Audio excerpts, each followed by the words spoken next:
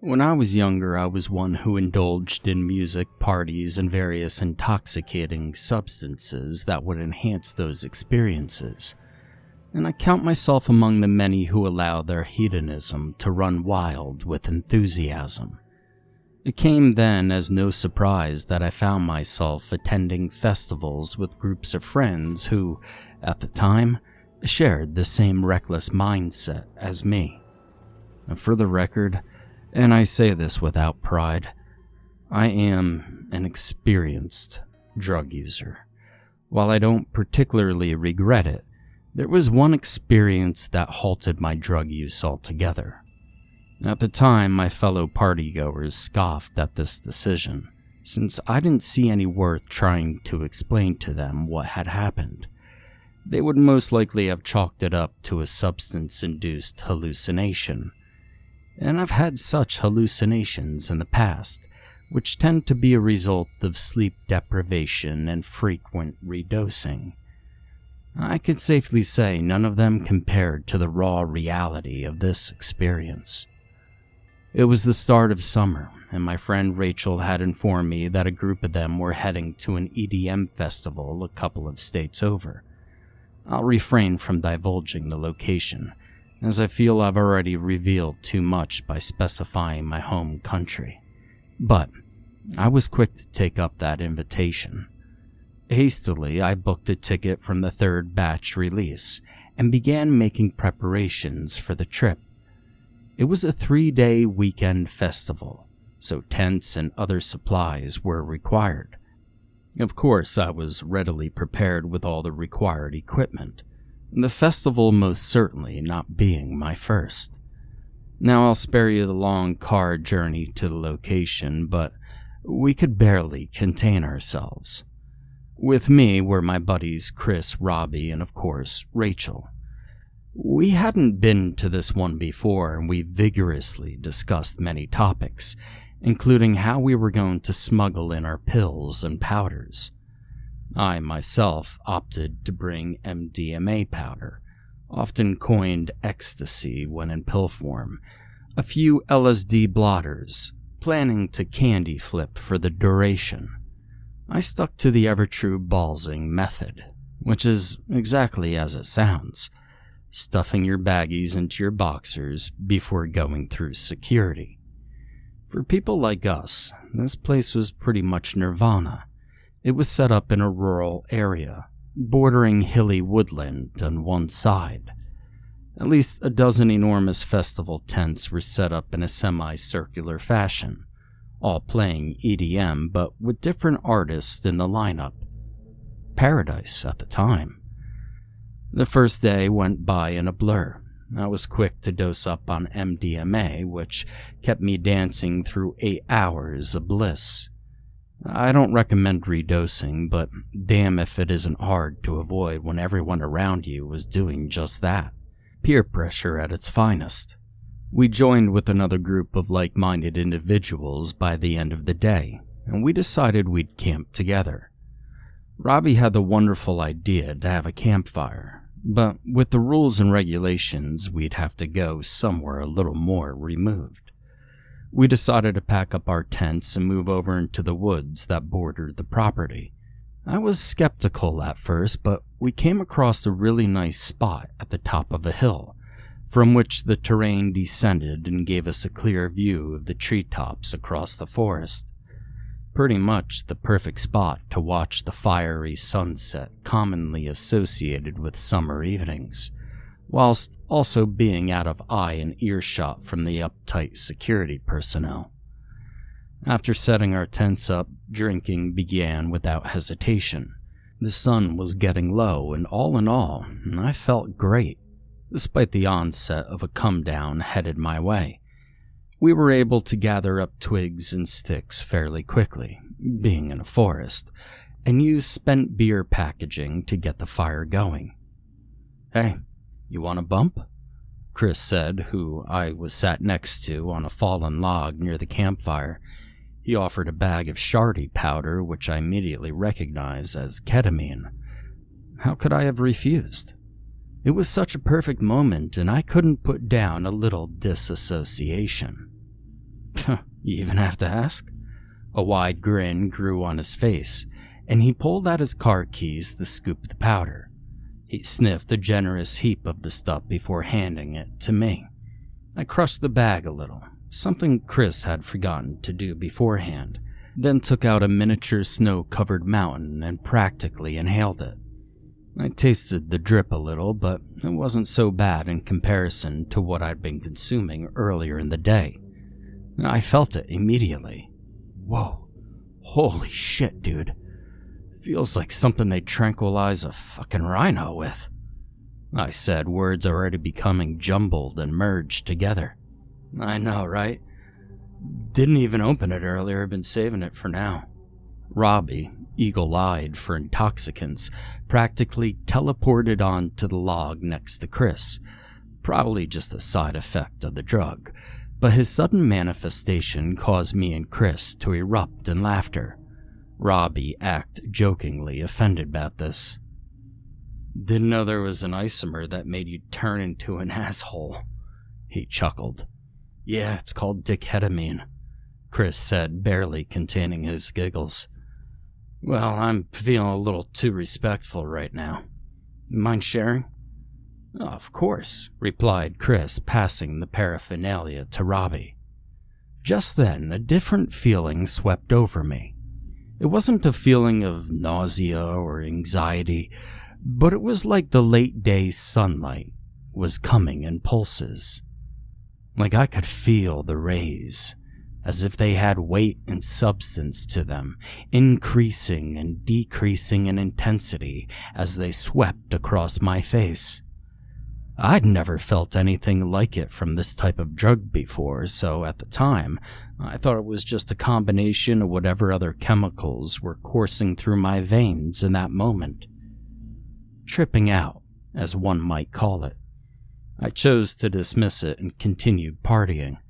Someone from the other group had brought out their speaker, a heavy and chunky thing that blasted bass into our bones. With the others dancing about the camp, I opted that one final redose of MDMA couldn't hurt. Now, I'm not sure how long I flailed about in joy for, but when I went to sit down on the log for a breather, the horizon was already burning with a deep orange. You need a cold one? Asked Robbie, who somehow pulled off the same teleportation trick from earlier. Whoa, shit, dude. You got me again. Yeah, it's just one of my natural skills. You want one or not? Yeah, crack me one, I gasped, the exhaustion from the day finally catching up to me.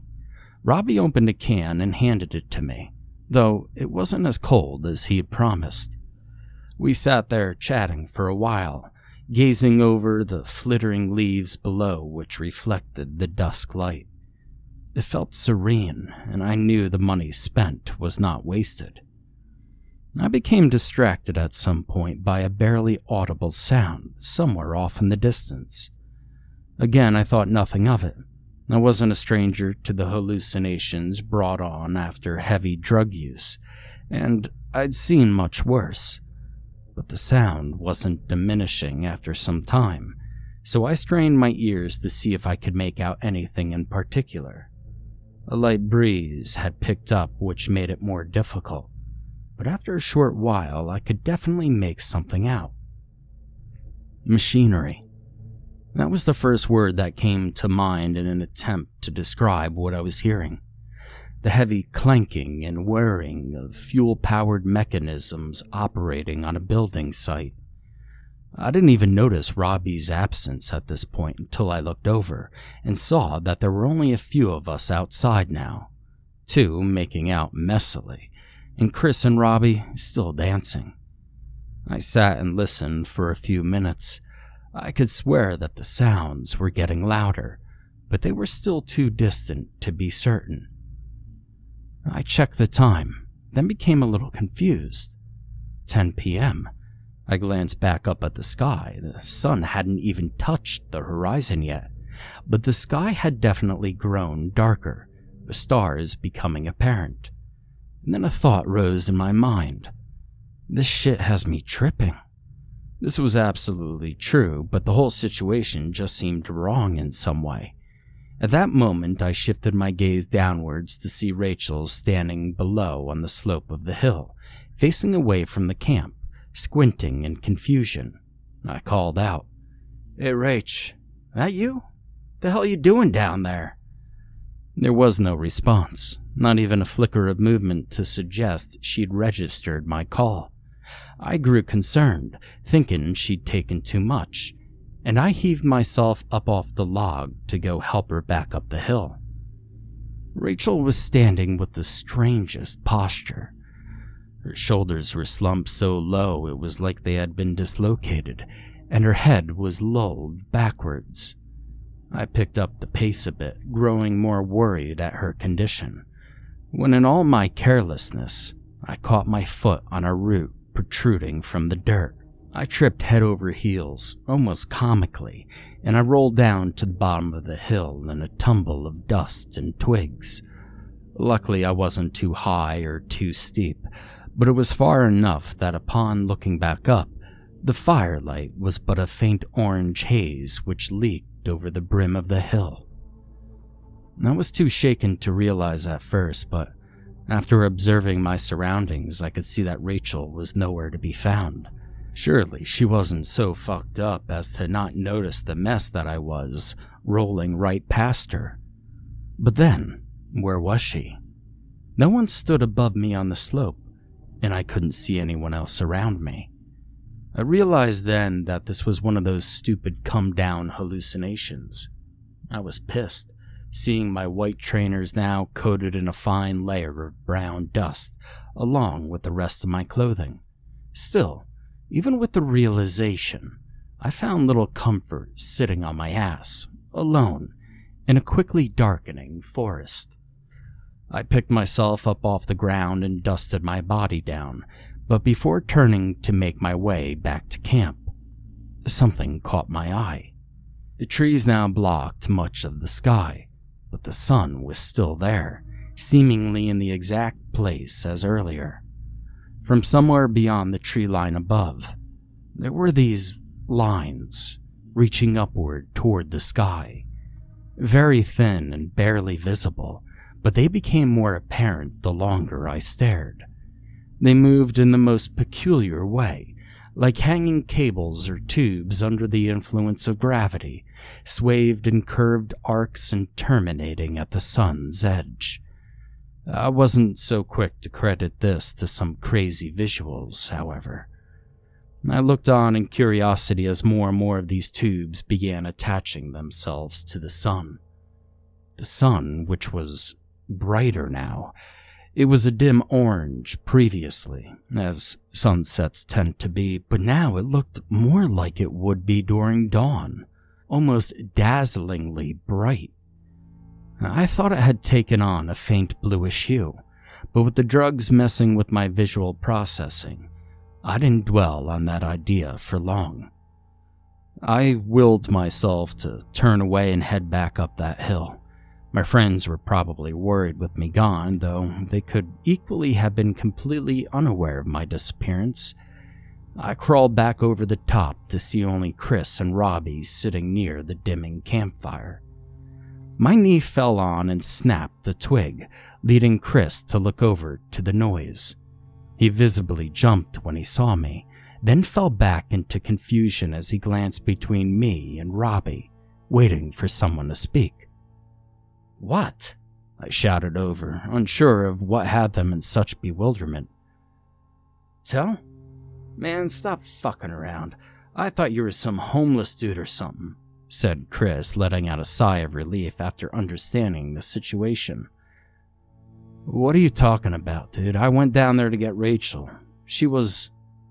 "Wait a second. Where's Rachel?" "She went to bed like 20 minutes ago.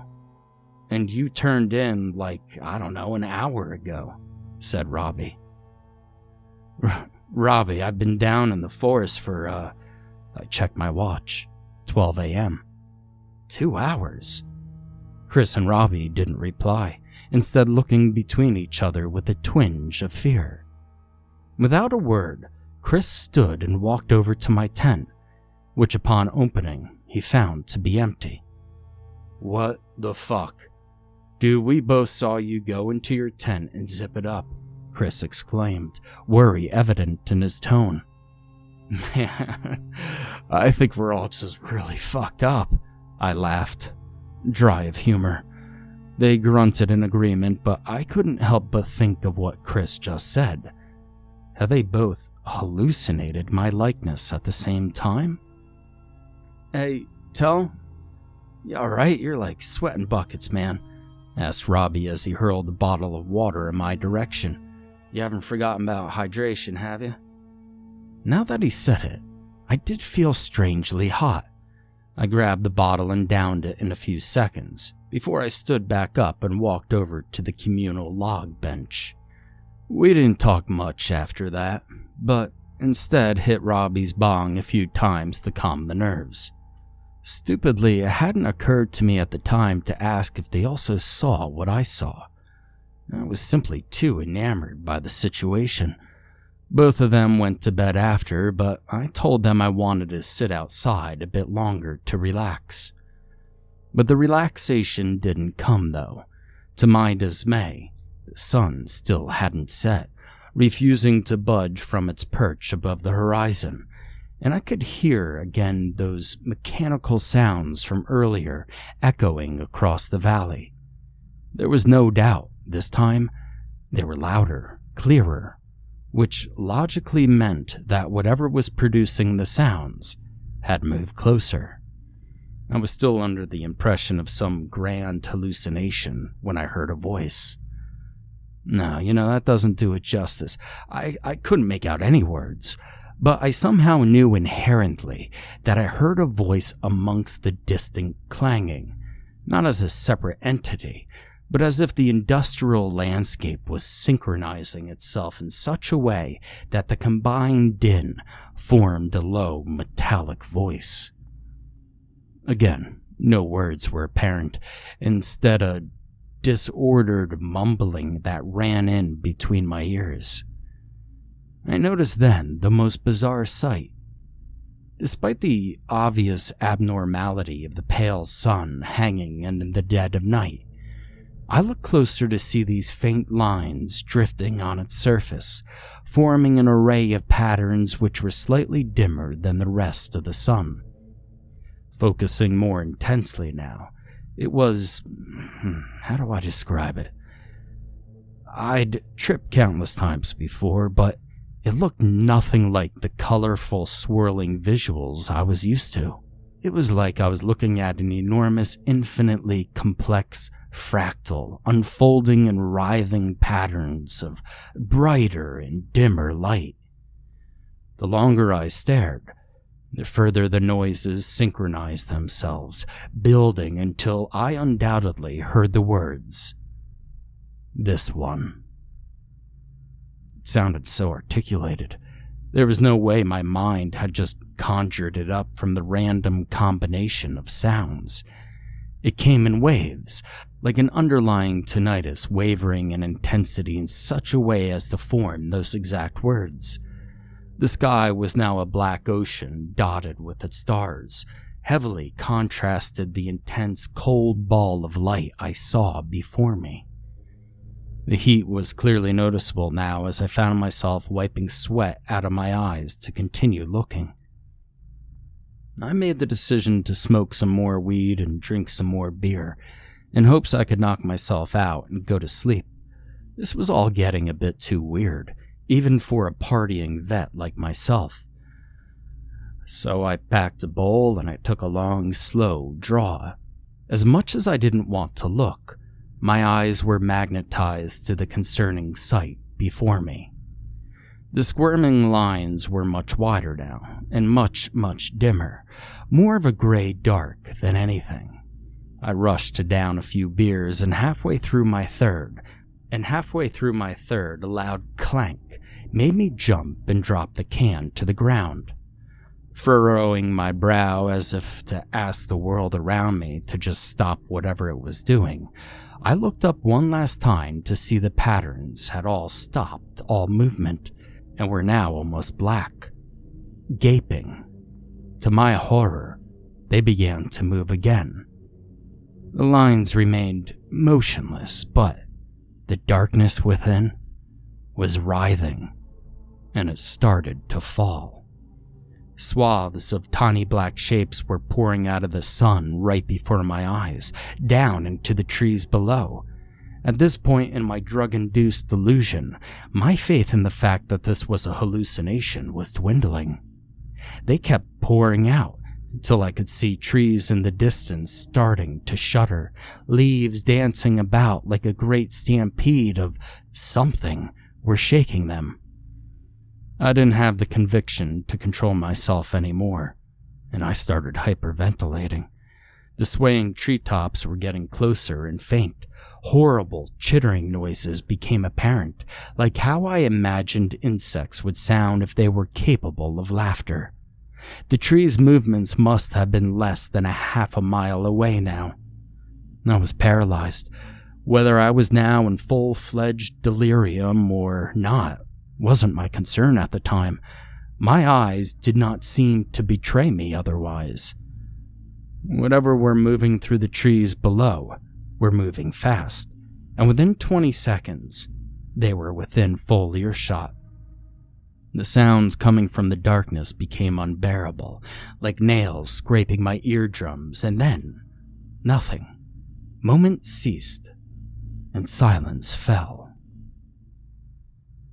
The fire still flickered dimly, preventing my eyes from adjusting to the swirling darkness weaving throughout the tree trunks downhill, and the crackling of the embers disturbed the thick, heavy silence permeating the camp. Suddenly, sound of a twig snapping somewhere to my left broke my petrified state, and my head snapped to the direction it had come from. Rachel stood at the edge of the fire's illumination. Now, calling that thing Rachel would be an insult to her very existence.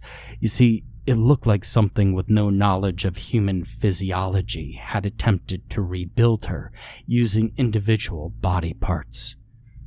Its limbs constantly shifting and readjusting themselves in a fluid manner, like it was trying to correct itself. It took a step forwards, jolting me off the log and onto my back. Rolling backwards, I pushed myself up off the ground, but it had not moved any further. Instead, it opened its mouth, or mouths. You see, I couldn't tell how many it had at one time, as it was constantly splitting and merging, combining and creating new holes. In fact, I couldn't see anything inside, just darkness. It began emitting these vile clicking and ringing noises which rose and fell, never finding a tone to settle on. And just like the sounds before, they started to synchronize into something semi-coherent. Whatever this was didn't seem to be able to copy Rachel's voice. Still, I could not make out any clear words. Just imagine someone who doesn't understand English hearing the language spoken. That is how I felt listening to this abomination. It was like an auditory stroke. It appeared to give up after another moment and went quiet. Its mouths instead began multiplying, growing, and expanding over its skin like Swiss cheese, until nothing that resembled a human remained. My eyes grew painful, trying to focus on whatever stood in my presence. Nothing in my vocabulary can accurately describe the being. I can't really even remember how it looked, as hard as I try. The form was just mentally incompatible. I can recall dark lines and shapes, both sharp and organic, shifting in certainly more than 3 dimensions. There looked to be something peering out from the spastic blackness, something like monochrome faces all overlapping, separate but at the same time as one. They gazed out at me with an expression of intense sorrow, lips parting as if to talk, yet any words were snuffed out by the incomprehensible void. After what felt like hours but was probably just seconds, it started to move again, and as it moved, it began to take on a new form. Skin, hair, nails, fabric, all slipping and sliding until the logo on my polo shirt became visible, emerging from underneath the dark fold. While this happened, movement stirred from the darkness below, countless shifting footsteps disturbing the forest floor. I wish I could describe this further and in more detail, but that was the breaking point for me. I dropped the still smoking pipe, spun around, and ran in the opposite direction. I ran and ran onto the festival grounds, past the colorful sea of tents and drunk onlookers, before slipping on a cold puddle of someone's vomit and falling face first into the trash-littered ground.